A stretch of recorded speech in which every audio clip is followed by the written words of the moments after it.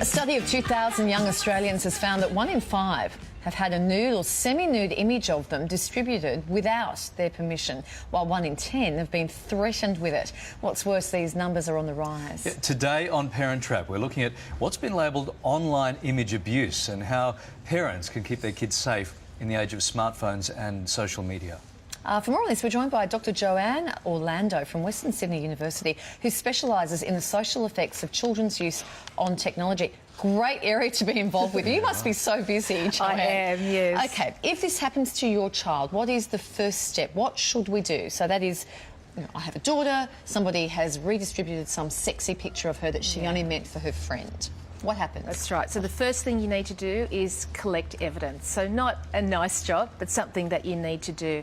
So if it's been shared via social media, go onto those sites, take screenshots of the image, not just the part that your child is in, but everyone who is in that shot, as well as background detail. That helps to add detail to the incident. And then also where it's been shared to. So Facebook, take list down the web address, and also if it's been forwarded to people's phones and you're aware of it, if you can, to get those phone numbers as well and the names of those people. So the more evidence you get, the better. OK, so you've got your evidence and now you want to make it stop and you want to report it, but where do you report it? Who's in charge of this? Who polices all of this? And often people don't know the next thing to do. So what you want to do is to stop the spread of that image as much as possible. So the first thing to do is to report it to the people who are going to help you to do that. So you've got two options.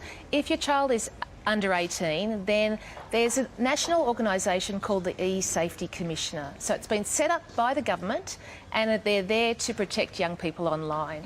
So you go to them with your evidence and they will help to assess the severity of what's happened and then what to do next. Or you can go to the police and they may take the matter into their own hands, or they may refer you to the E-Safety Commissioner. What about, just say, if it involves, say, 16-year-old girls and they're all at school together? Do you go to the school?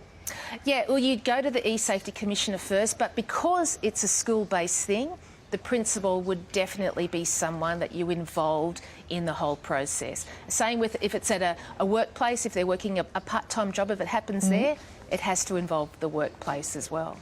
If you want it, and clearly you'd want it removed from any website that it's on, do you have a legal standing? Can you force this issue? Can you make someone or an organisation take this down?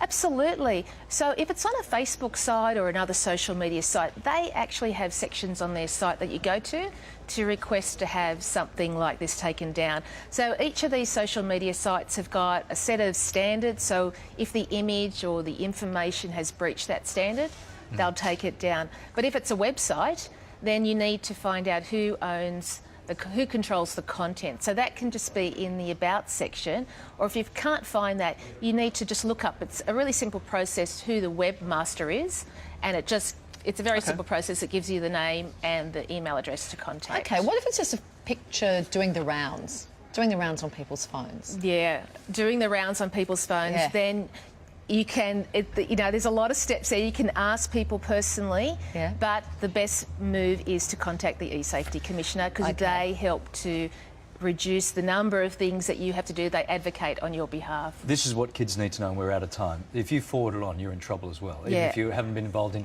taking it or producing the photo, if it passes through your phone on its way somewhere else, you're in trouble. Absolutely. If you make any action with that photo, you're in trouble. It depends on what the image is of, how old the person is, and also if you forward it on with a comment, or if you forward it on multiple times, then the more severe, the more implicated you are. All right, Joanne, thank you very much for joining us this morning. Thank you. Yeah, it's a huge topic. Yeah, really.